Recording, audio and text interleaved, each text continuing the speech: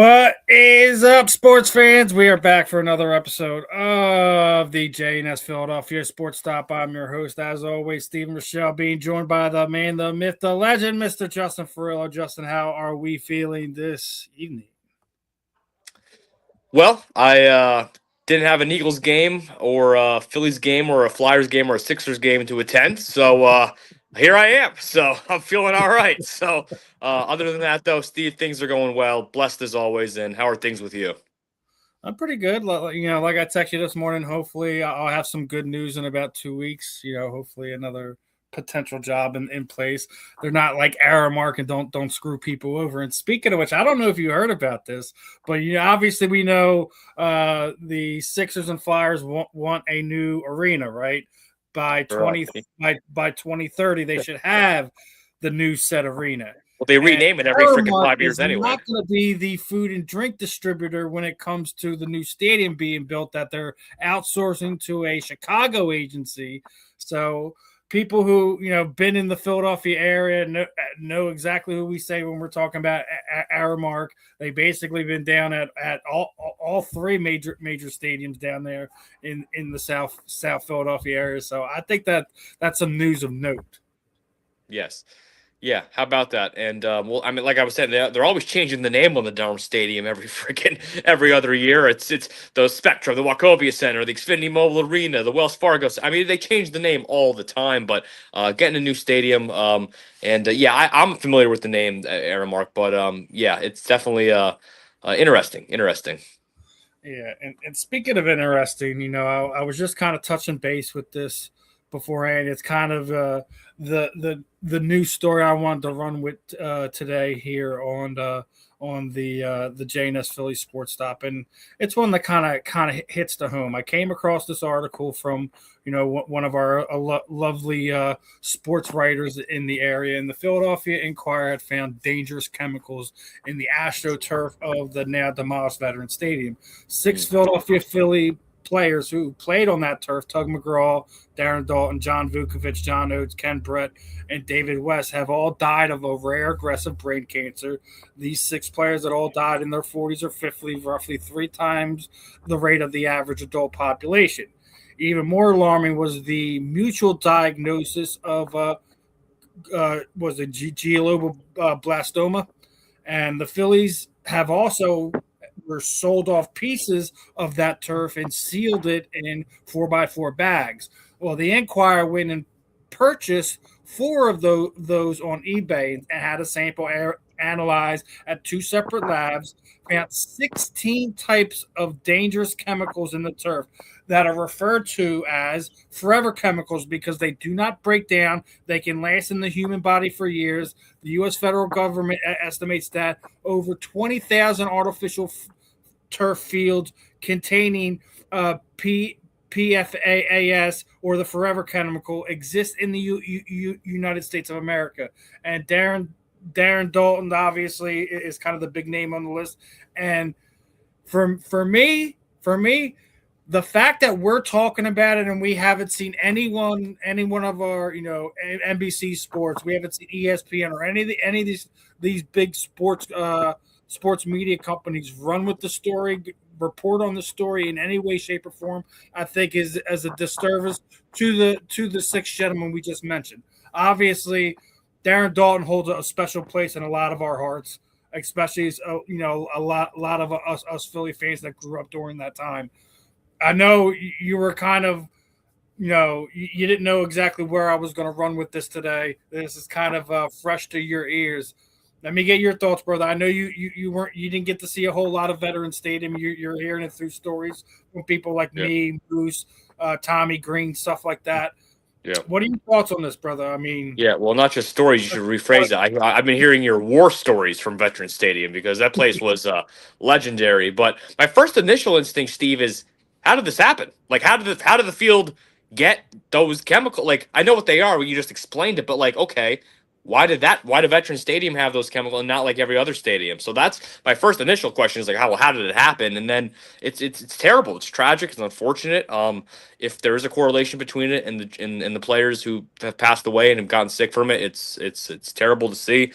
I really hope that this analyzation of the sample of it. I mean, really hope there's not anything else out there. There's no other player, nobody else that from anything from Veteran Stadium that like residual effects. I know from like the September 11th attacks, there was the years later the dust and the carbon monoxide and whatnot caused a lot of or whatever it was caused a lot of serious injuries and whatnot. So when it comes to like demolitions and stuff like that and there's chemicals inside the stadium. I mean, yeah, you gotta really it's a serious matter. You gotta look into it, but it's unfortunate. I mean, but it's very interesting. It's such a unique thing where it's like these players were out there playing on a field that was contaminated with these chemicals or these forever chemicals that were dangerous and they didn't even know and you wouldn't even feel anything. I mean, you're just out there playing on a field, so like it's crazy.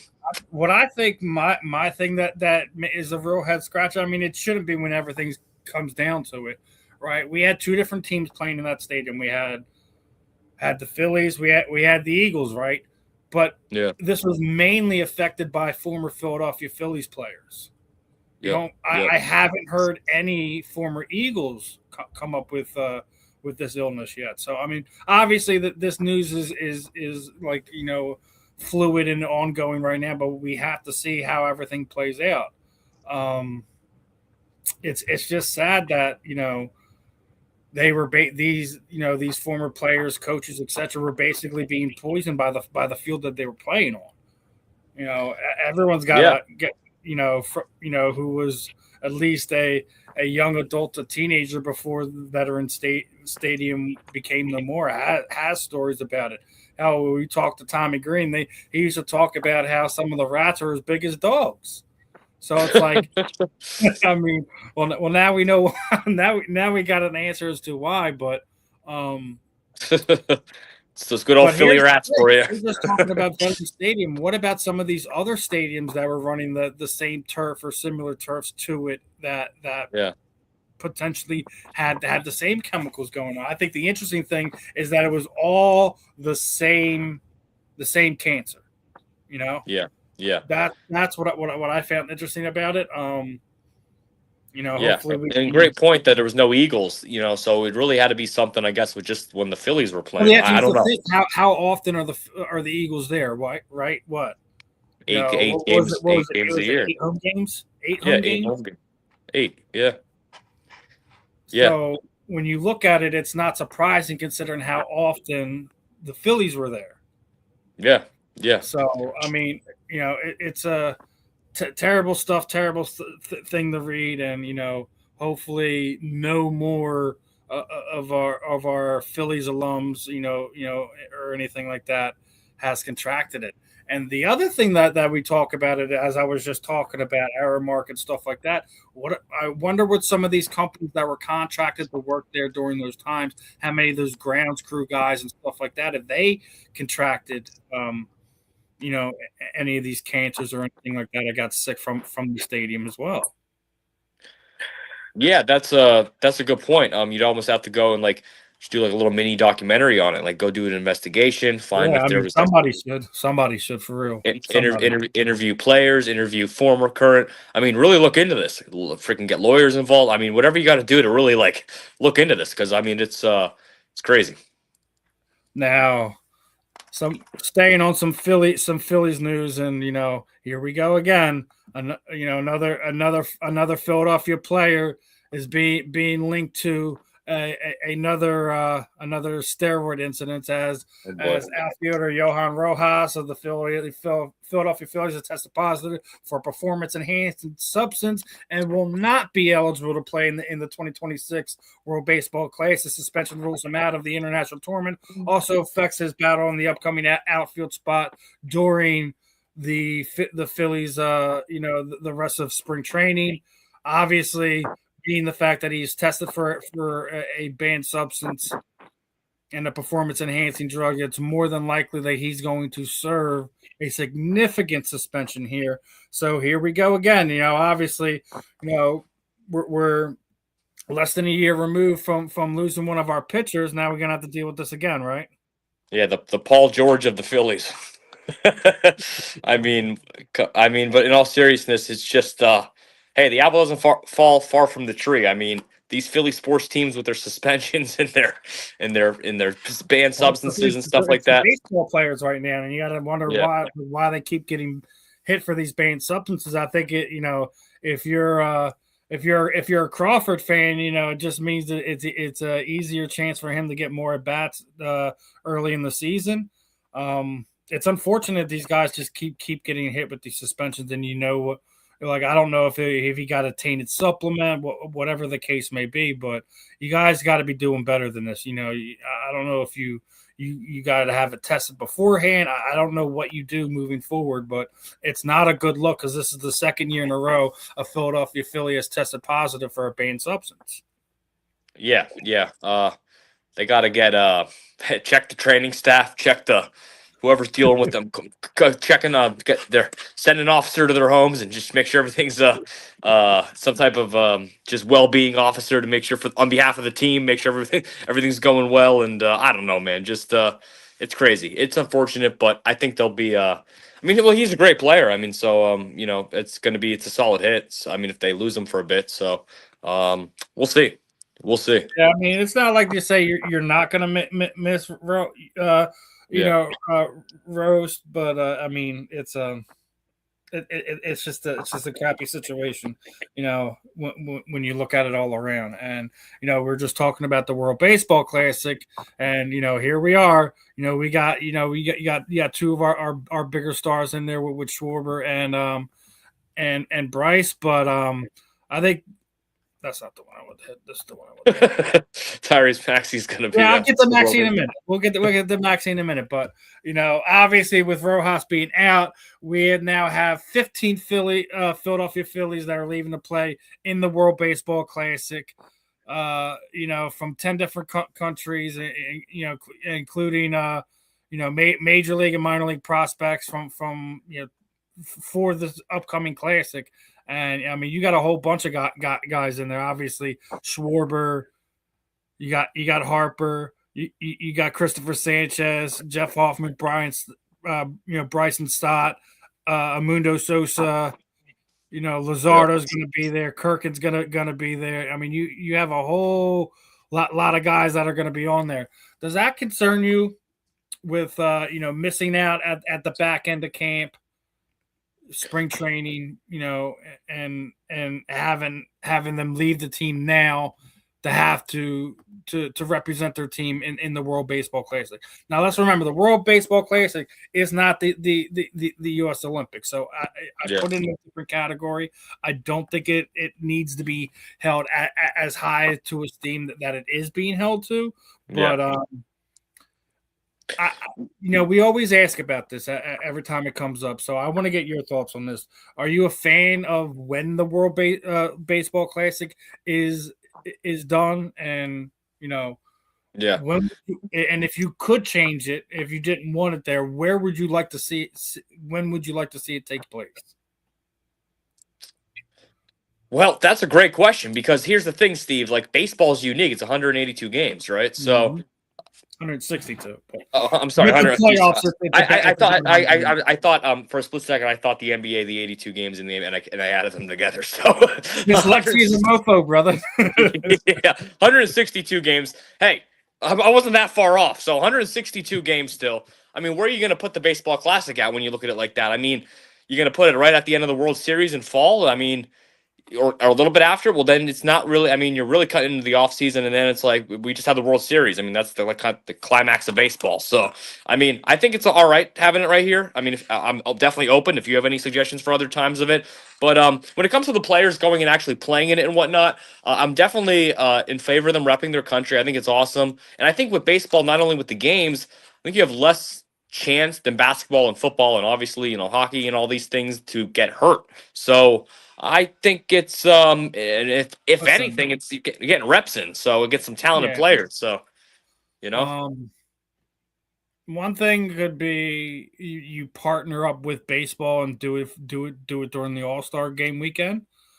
The other thing is if you're going to attempt to do it, I mean, obviously you're going to miss out on a lot of the bigger names, but do it. Start get together like in October. Yeah. Yeah. where Yes. you may not have all of your big name superstars, but you'll be able to get most of it done, and you're not taking it away from some team that is getting ready for getting ready for the start of the regular season. I don't have a perfect answer for you. I could be way wrong on this. I don't know, but I don't really care for pulling them away from their team now as you're getting ready for the regular season to be able to do that. Yeah, well, that's the other thing is, I mean, they almost should have just do it like right at the start of spring training. I mean, they already have a few weeks into it. It's like, you're right because the opening day is now less than a month away. So, I mean, Mhm. it's Mhm. now you're that's a good point. I agree with that, but it's baseball, man. I mean, it's just it's 162 games like we just talked about, or I thought it was 182 games, but it's 162 games, and it's a long season, man. It's a grind, Yeah, but yeah. hey, I knock on wood. Hopefully, everybody, Schwarber, Harper, they're all good out there. They perform well, and they get back and play Oh, freaking I got something for you. good baseball this year. What's up? I got something for you. The number 6 Philadelphia Phillies prospect, Aaron Escobar, is going to be on this program. It's gonna be on this program. Yes. That was like not what I was expecting you to say next. They're gonna like tell me a stat or something. I was just talking with his PR manager. Obviously, we're going to need an interpreter for this interview, but he's going to be on here. Wow. Wow. Now, this program, the JNS Sports Stop or South Florida Tribune? No, I'm gonna keep it. I'm gonna keep it on here with me and you. So probably what we'll have to do is work out a proper question list so he's not completely thrown off, and maybe we can get a little back and forth with him.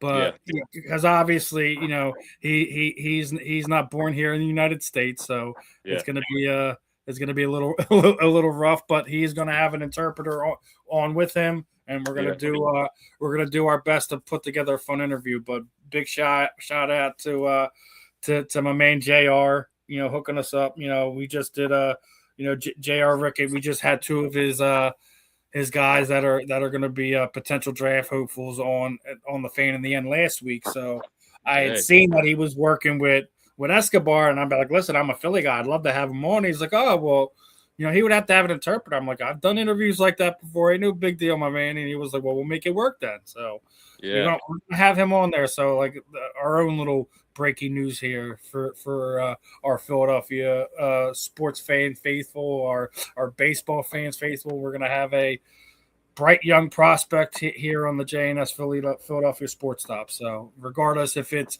Monday night or if it's another night, we'll wind up working it out and having some fun with it. Well, look at that, folks. I just found out I'm going to be helping interview a Phillies prospect that doesn't speak any English. But listen, folks, if we wanted to interview a Phillies prospect that didn't speak any English, we tried getting the Moose on. He just didn't make it on the program today. But he speaks some English. Don't go after Moose like that. It's all funny. That's awesome, though. Did I get that one done? Yeah, that's the one I already did. I got that one.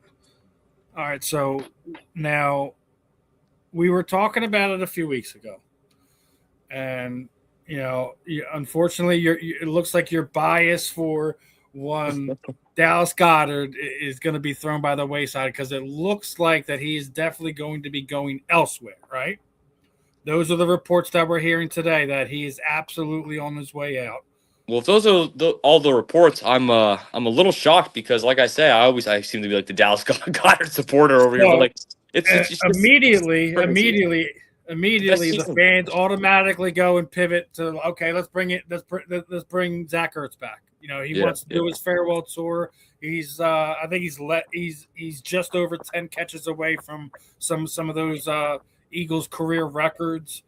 He was on pace for another 70, 80 receptions last season before he blew out his ACL. He is scheduled to return week 1 of next season, right? But I want to go give everyone another option now. I know everyone wanted to go after the kid down in Atlanta, right? Everyone wanted to bring the Philly boy back home, right? I get that. I want likely. If I'm not going after the draft, because especially did you see Sadiq in at the combine last week? He had Uh, a great combine last week, so I do not think he's an option. I think he might very well be a top 10 Sadiq draft. the Freak. Sadiq the Freak. That is an absolutely fitting name for him. So, out of the two I just mentioned, you got the young kid Isaiah Likely, or bringing the old man back for a final run here in Philadelphia. Who are you going with? Well, listen, I think my brain would say to pick Isaiah Likely, and my heart would say to pick Zach Ertz. So I think that's kind of the best way to answer it. But if you're actually making me put the pen to the paper, Yes, put the pen to the paper. You're Harry Roseman. Who are you offering a contract to right now? Are you offering a contract to both of them? offering to both of them, I'm offering a. Well, listen, a lot of it does depend if, like, okay, so we're assuming in this question, Goddard's not, he's completely off the team, right? So okay, so then yeah, I mean, I guess you'd have to put more. I'd pick Likely over Earth just because. I don't clip that, but I'm saying for where they're at right now in their career and the That's injury. right. You just said clip Yeah. that, so guess what's gonna happen? That's what's gonna get clipped. I'm telling you, you cannot say clip that. Darn it, AI. Because that's what the AI Yeah. does here on StreamYard. It's going to Yeah. say it's going to clip Hey, that. So that's why it's going to clip yeah, that. yeah, it's doing its job, but I think how he should offer Ertz he needs to retire an Eagle, but if he still has something in him and that leg feels all right to go out and be productive, I think Yeah. you do look into it. I think, but not just for sentimental things. I really would, but I would pick Likely out of the two because of the athleticism and the more younger rumored it's upside. So that's all it is, the upside. The sentimentality, I'm with you. I would like to. My heart, I would love to see Zach Ertz play one last season here, retire an Eagle, etc., etc. Yeah. But the business side of me would also basically, if we're already crunching numbers and letting Dallas Goedert, basically whoever's the cheaper of those two options is probably where I would go, because you're going to have to allocate money elsewhere. Right.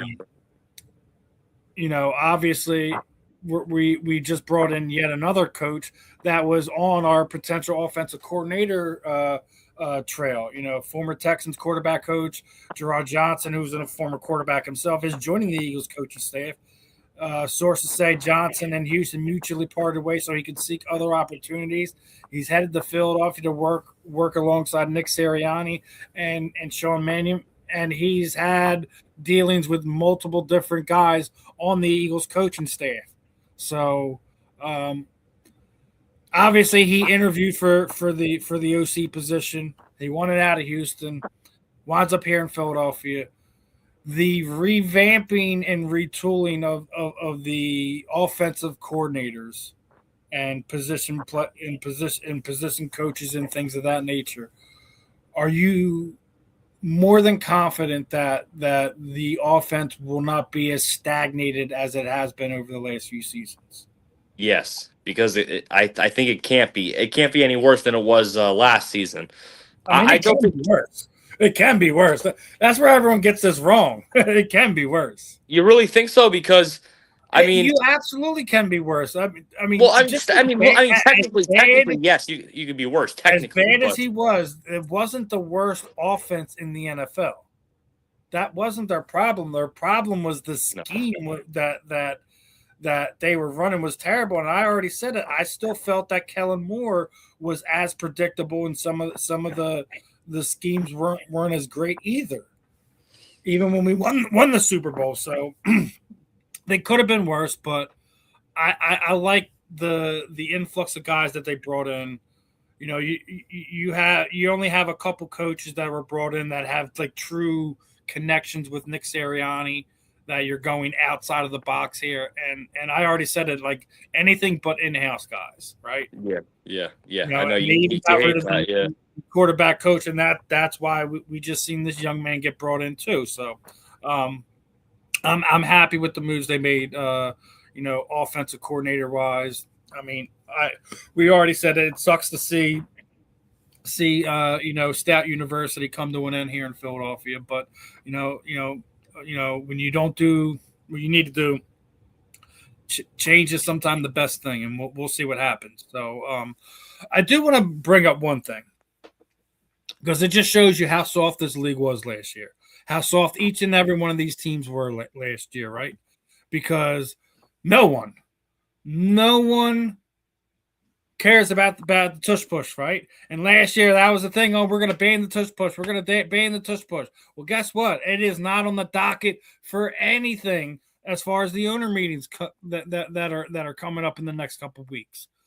I'll tell you what. Over the past year, what's changed so that I missed something? Because it wasn't a football play. The Eagles were cheating. They were doing this. They were doing that. But all of a sudden, other teams are doing it now. Now we don't want to ban it. I'm confused. Yeah, well, I also think this was getting a lot of chatter when we were the world champions, and then I'll tell you this much: if we pushed our way to another back-to-back world championship this year, I bet you those things would still be on the table. That's what's funny about it is like I bet you they kind of realized, oh well, it's not so unstoppable because they can get got on a bad day. So but I don't know. I think a lot of it reeks of just jealousy, but poor sportsmanship. If you wanted to ban it, I mean, just if you can't stop it, I mean, it's football. It's a man versus man sport. I mean, come on. I mean, stop the other team. Go lower than the other guy. There are ways to stop it. Jalen Carter on our own team almost catches spikes from Patrick Mahomes. I've seen him do it numerous times in NFL games. He tries to catch a spike. You can jump the count. Troy Polamalu for examples. I mean, there's guys that can time it right. So, I think to ban it's ridiculous, but the chatter it kind of did stop, and it's interesting that it just kind of disappeared. We'll see if it picks up. I just want to mention it. I don't know if you've seen this, but the USFL absolutely banned it. They did ban the tush push play for the. I mean, I don't care if the USFL doesn't affect us any, right? Yeah. Springtime ball. That's like starting like any day now, right? Or it did, or. I think it's coming up because obviously they banned it for a reason coming into the season. So yeah, we'll see. But I'm glad it's not something we have to see go away. Yeah. Now, hopefully, the Eagles' offensive line gets their stuff together, and we can start being as effective as we were, the previous few seasons. That's kind of what you would hope if you're an Eagles fan. We'll see what happens off, but kind of previewed a little bit. We were going to be talking a little Maxey time here in Philadelphia, and there's absolutely a reason to talk about him. So Tyrese Maxey, over the last week, broke a franchise record for the all-time leader in three-pointers made for a Philadelphia 76er, passing the one that only Mr. Allen Iverson. Philadelphia legends don't get touched often, and Maxey is putting his name right at the top. From electric scorer to franchise cornerstone, Maxey's evolution is happening in real time. An evolution that we didn't really see with an Allen Iverson. Allen Iverson was the first ballot Hall of Famer, no doubt, but he didn't. We didn't see him evolve his game like what we're seeing out of a Tyrese Maxey. His jumper is pure confidence. It's sky high. The record books belong to him now, and the next era of Philadelphia basketball is unfolding in real time, and Maxey is leading it with a smile and a flamethrower as he's roasting prior team records out of the history books. Not just we have to talk about it now, like not just breaking that, but some of his numbers, like he's top 2 and 3 in the league in that, and top 10 in the league in this and that. When can we start the MVP chatter? Because he has us in the playoffs. This was as of last week, right? And we're in that 6th spot. Yeah, right. Yeah, we're not in the play-in tournament. We're in the 6th spot, which is where you would want to be. Yeah. So put some respect on Tyrese Maxey's name. I cannot believe that he got that record so quick, because I feel like like he's not really been like Allen Iverson. I mean, it's Allen Iverson, so like his whole, But also it goes to the changing of how the game was played from yeah. Allen's time to now. We talk about it all the time. Oh yeah, yes. Thanks, Steph Curry, for changing the game. Oh man, I forgot we were talking about Edgecombe last week, getting close to that record. I was getting hell on TikTok. They were like, "Oh well, that it wasn't a big, Steph was only hitting one or two a game during his time." I'm like, well, even if that is the case, like, and everyone's still sitting there saying, Flag should be the far and away the rookie of the, like. Listen, we may have Philly blinders on, but the graphic I just pulled up had the Magic in where. Oh, they were outside of it, and if I think if we go over to the Western Conference, I don't think Cooper Flag's going to be anywhere close to a playoff push there either. So Yeah, I agree. Yeah, a couple more before we get ready to slow this thing down and get this thing out of there. We were hard on Joel most of the season, right? Obviously, but have you seen since January his record when he's in the lineup and when he's out the lineup? he's like the Lane Johnson of the Sixers. It's a 17-point difference on the court. Yeah. And So newsflash, ladies and gentlemen. They've only lost 5 games with him in the lineup since January 1st.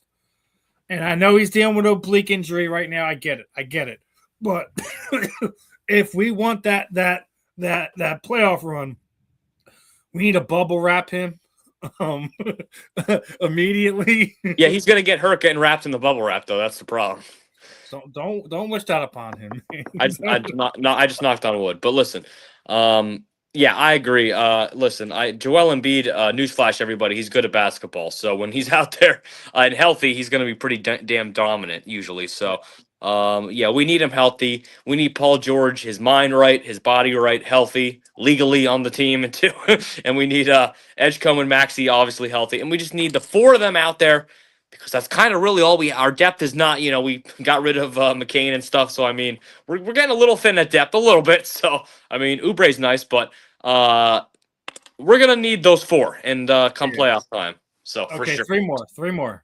So, this one is an interesting one. What is the worst contract in Philadelphia sports history through your eyes? Is it an Eagle contract? Is it a Philly? And you can't even sit there and say baseball because baseball contracts are out of this world right now, as it is, anyways. If you, just at the top of your head, you think of the worst contract that you've seen during your time as a Philadelphia sports fan. What contract is it? Who was the worst one? Who did you? That's a phenomenal. One of our teams waste the most money on. That's a phenomenal question.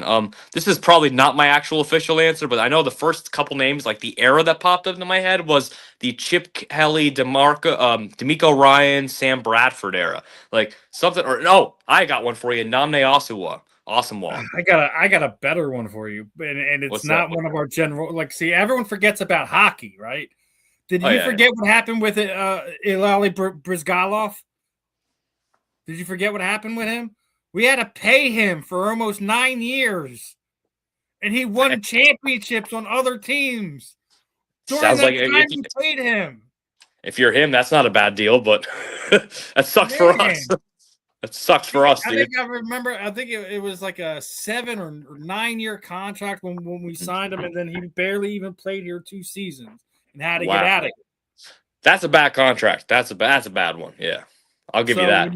You're paying a guy for almost 5 years, and then they go and win a cup elsewhere. Yeah, you have to pay a contract, and I think that has to be at the top of the list. The other one I don't think you're thinking of is Carson Wentz. I mean, obviously, listen. It was one of the reasons why I felt that contract is one of the reasons why I felt that we shouldn't have drafted Jalen when we drafted him, and thank God we did. Thank God we did. Right. So those are my 2 top picks. I'm trying to make sure we mix some hockey talk into some of this. I know it's not the biggest sport you want to follow, but I was a hockey fan before I was a football fan. So, Oh no, and I acknowledge that I believe Flyer fans are like the hockey and the sport of Philadelphia is the truest, like most passionate fan base. yeah, Even though Eagles they might say Eagles are king. I think yeah, the Flyers are like the true king, if you know what I mean. yeah, You know what I yeah, mean? yeah. So So, two more.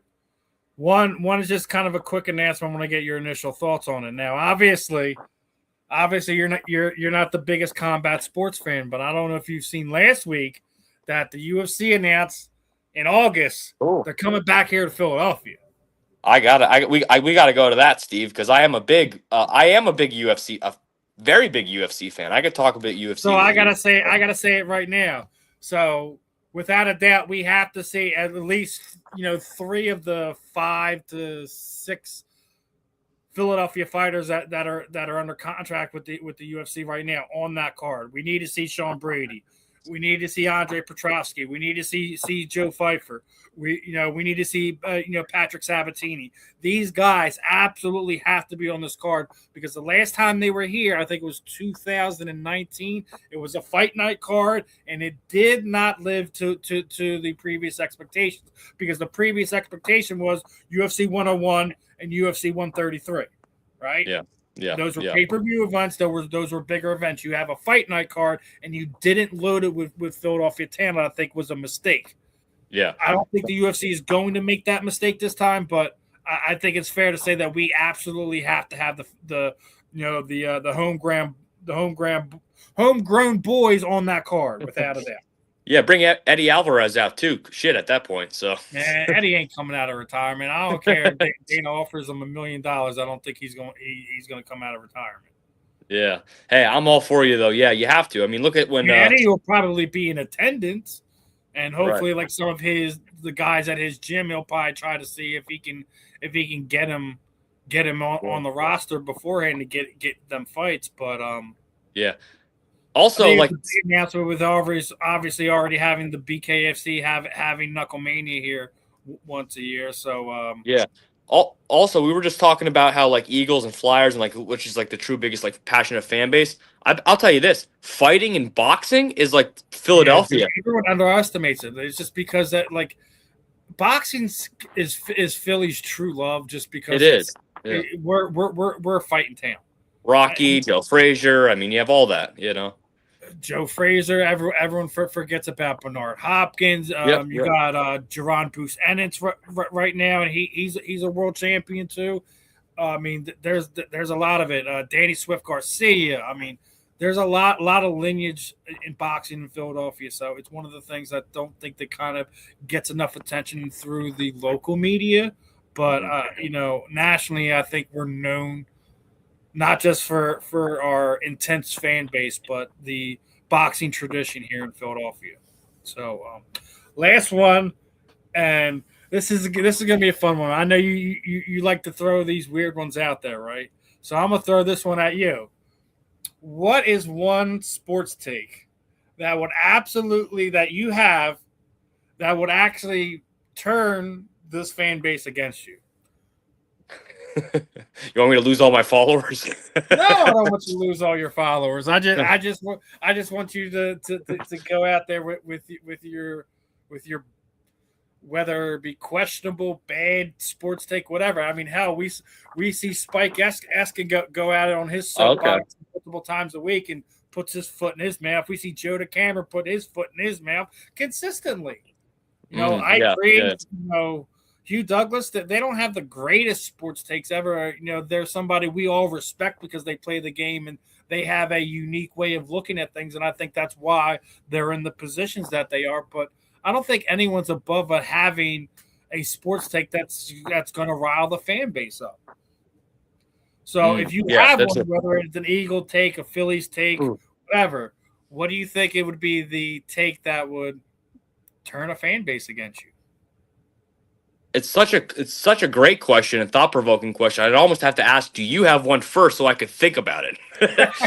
Because I have to think about it. Yeah. Yeah. I would say it like this. What I would think that people would turn on me about is how I view the Philadelphia Phillies organization. And I think with the current team construct, and I do think they have one of the better pitching rotations in baseball right now. But I think I made it very well and clear that they needed to add more with what they did in the offseason. I think Garcia is going to be a great addition without having Nick Castellanos there, but I still think they're lacking a bat. We'll have to see what Justin Crawford is going to do. We're going to have to see what Andrew Painter is going to be doing. I would not be surprised if the Phillies do not make the playoffs this year. That is my controversial take that I get my my Philadelphia fan base riled up. Is that they won't make the playoffs, that the Mets and the Braves will bounce back this year, and they will push us to a point of not making the playoffs. Interesting. That's a good one. That's a good one. I might go with how's this? Because I got to see it to believe it, and I think how about the Sixers getting bounced in the first round? I think the I don't Sixers think getting that's bounced. controversial at all. I think that's par for the course. Yeah, and that's unfortunate because, well, just on the last show, we talked about how I actually put. This sounds so stupid because I just said that, but I put them in the NBA Finals, like on a recent show, talking about how they should be in the NBA Finals because the East is kind of weak, Well, and if they're we have healthy, that caveat if they're healthy. Remember, we used that caveat when we talked about it. So yeah. Well, I'm saying they're all going to be healthy, and then like the pressure and just the same old like the Cowboys in the NFL, they're going to get to the playoffs, first round, they're out, and it's going to be not even the second round this year. How's that? Okay. Bit of a hot take. Well, not really, not really. I guess, but well, I think that's par for the course. But we had our fun today, right? And right. I almost forgot that obviously the episode is always brought to you by Fight Wax, and Fight Wax is the premium. I said premium, folks. It's the best out there. You ain't getting no better than this. Is the premium skincare for everybody, right? For you, for your pets, and it helps with and treats cuts, swelling, scrapes, abrasion, rejuvenates and restores stressed skin. Customers have used for soreness, stiffness, recovery.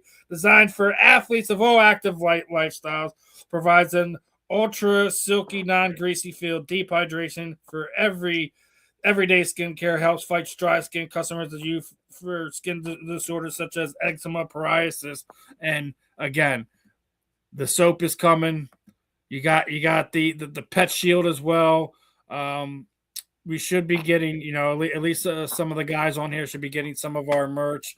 We're going to be getting our own Fight Wax, so we're going to be able to check it out for ourselves and give you our little personal takes on the stuff that we're going to wind up using it for. So again, if you guys haven't already, please go check it out. Go hit the website and make sure you're using that code South15FW when placing your order. Save on your next order as we are getting closer to 2K subscribers. We're going to be doing some giveaways. And I'm going to do it like this. I will double people's chances to entry. If you do place an order, you send me a screenshot of it with you using the code. We'll get you a nice little care package out. We just did a post. I just did a post a few days ago with our 1 million view giveaway with Eddie Prather. So we're going to be looking to kind of support the people who support us. Fight Wax is one of our sponsors. They support us.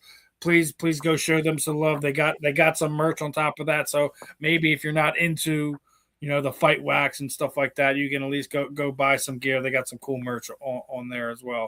But other than that, as we wrap this one up, brother, anything you got going on? You going to the Philly? You doing the Philly show this weekend? Yeah, I'm gonna try to get down to the Philly show probably Saturday. I think I'm gonna try to go down Saturday. So usually Saturday I'm gonna go down. I got Merrill Reese, Dynasty Sports, March 21st this month coming up. So I'm gonna meet Merrill Reese at one of the malls that Dynasty Sports is having him in. I have never met Merrill Reese before, so I'm like super excited about that. He's a legend, and I am trying to make sure I can get my schedule cleared. Jihad Campbell and Andrew Makuba are going to be at the Chesapeake Inn this Friday night for a fundraiser for the BJ Armstrong Foundation. Just kind of a dinner, meet and greet, whatever. So I've met both of them already before, but might head down to see that. I know the guy that actually is putting on the event. So if I can make it down, I'll go there. And let's see. I might be having another Dr. J event, Julius Irving, coming up here in the next few weeks. Don't have an exact date set out, but thanks to Justin Brown, JB Sports Ventures, looks like we're going to be doing another. This is going to be in Philadelphia this time, though. It's going to be at a hotel. There's an event. It's going to be just giving out the details here very shortly, but in Philadelphia this time, not New York City. So that's the. Yeah, so a lot of fun stuff coming up, Steve. How about you? Always got a crazy week here. I should be talking to Pat Combs in a few days. Got a bunch of the bare knuckle guys coming on, working out, trying to get former UFC welterweight and works a lot with BKFC. Is Chris Lights Out Lido should be joining us. I got Dr. Sarah Shell's going to be joining us. She's the basically the number one contender for the BKFC women's strawweight division, and I'm going to be joined by UFC veteran and current karate combat light heavyweight champion Sam Alvey is going to be joining us, and I might have a special guest to also hop in on it, make that interview just a little bit interesting. So, guys, you're going to have to make sure you follow, like, subscribe. The QR codes up top for YouTube at the South Florida Tribune. Guys, just make sure you're showing us some love. But other than that, another fun episode in the books. I'm Steve. He's Justin. This was another episode of JNS Philadelphia Sports Stop. We'll catch you guys next week, my friends. Peace out. Peace out, guys.